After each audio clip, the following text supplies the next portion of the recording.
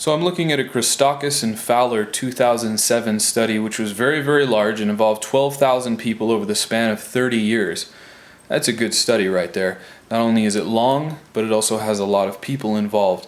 And this was basically a study that was looking for how obesity spreads through social ties. Like, is there any validity to obesity being spread because, you know, your friends are obese and things like that? What they found was interesting. Basically what they found here is, I'm just going to read a little bit,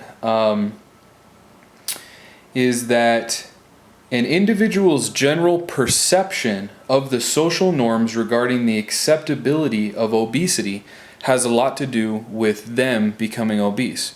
So the thoughts basically work like this. It gives an example here too. It says, if my best friend and my sister are both obese and I love and admire them all the same, then maybe it is not so bad that I gain a few pounds. And we can see that. If you haven't seen that, if you're overweight, which, you know, there's a 2/3 chance that I'm right here, because 2/3 of Americans are overweight, 1/3 obese, and it's probably more than that actually. And I am overweight currently, and I have actually felt this before when I was in that mindset of, oh, I don't care, I'm not tracking my weight. Oh, my cousin's overweight. Oh, my uncles are overweight. Oh, when we go over, we eat a big dinner and everybody seems happy at the dinner table, so who cares? What's wrong with gaining a few pounds? I mean, I'll fit in anyway. And I don't have any friends at school anyway, so I don't really care about gaining or losing weight. And that's the social norm that we put ourselves in when we are just okay with gaining that weight. Now, here's what I wanted to relate it to. Here's what I want to relate it to is your children, your little babies, your snuggaboos, your little buddies. Because guess what they are relating their weight to? You. They're relating their weight to you. They are like the girl in that story. But instead of the, sister and the friend, it's the parents. Now, depending on the age of the child, it could be the sister or the friend. But if we're just talking about kids here, it's you. It's the parents, man. If daddy's a big boy and he's, 50 pounds overweight or whatever, well, little Timmy is going to want to be like daddy. He's going to want to be big and strong like daddy. And he's going to think that strong is being big, not lifting something heavy off the ground.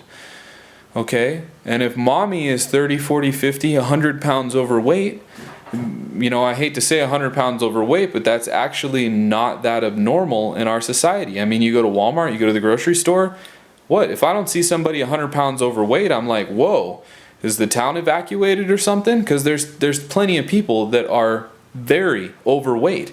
We see somebody who's like 35 pounds overweight and we're like, oh, they're pretty in shape. But, 20, 30 years ago, you would have seen that person and went, man, you are so out of shape. You're so fat.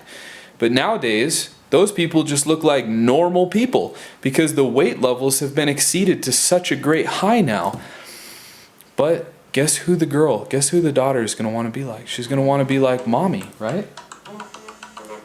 She's going to want to, have the big presence that mommy has. And even if she doesn't want that, even if she resents mommy for being so big and she thinks, oh, I don't want to be like mommy. Oh, I want to be like, the girl on TV or whatever on my little Disney Channel brainwashing show who is, a size 0 or something.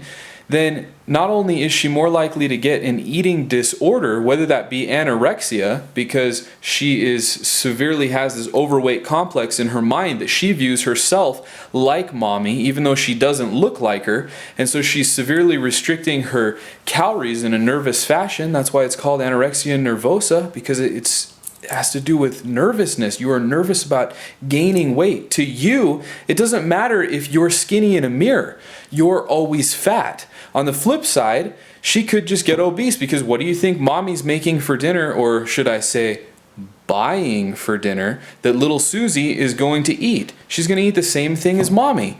So there she ends up growing up and having this complex where not only does she not like the way her mother looks, but she dislikes the way that she looks even more because she looks like her mother. And what does that facilitate? It facilitates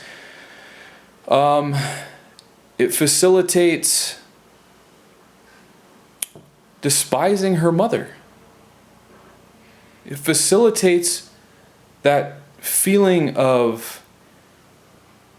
that lack of intimacy that a daughter should have, that healthy intimacy which a daughter should have with her mother, to expressing her heart to her mother, telling her her feelings, having those one-on-one chats with her mother.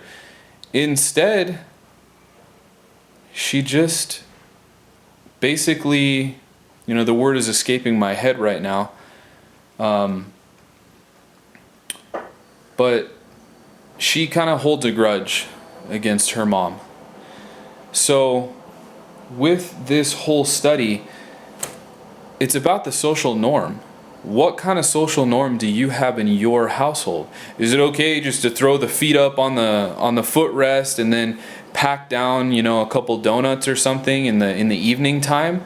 Because if that's the social norm, you are the one that is giving your children the eating habits. It's not, Billy and Susie or Timmy and Susie, they really like to eat, and we just can't stop them. No, you're the one who started this for them. You are the one not only facilitating it, but you're the one who started it. Because they're going to look at you and they're going to do what you're doing. And if you're one of those parents that is skinny or a health nut or something like that, and your kid is overweight, well, guess what? You are facilitating it. You may have not started those habits with the child, but you are facilitating it. And in my opinion, you probably did start those habits with your child, because who else would start them? I mean, are they living with someone else? Is there someone else that they're spending over half their time with?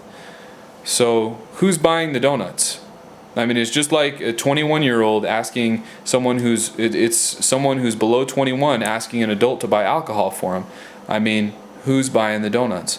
So we really need to keep a close eye on that and understand and realize that we are the ones that are creating that social norm for our children, for our friends, our siblings, family members, about it's okay to be obese. It's okay to be overweight. We're family. Food brings us together. All of those Italian mantras. I'm Italian. My family's Italian. I've heard it all. Oh, we like to eat. Oh, it's what brings us together. Oh, we love family. If you really love family, you'd be on the damn treadmill, because you're killing your family at the dinner table. Yeah, it tastes good for a few minutes until you're all like, oh man, that was good. You've got the indigestion going. You can't sleep that night because acid's crawling up your throat. You feel bloated. Your self-confidence is spindling down. So the only people you want to be around is your family, right? Because it's that social norm that you've created that's going round and round, and it's encompassing your life. Just like a big hot air balloon that you're stuck in. So, that's it. Social norms. Be careful what you're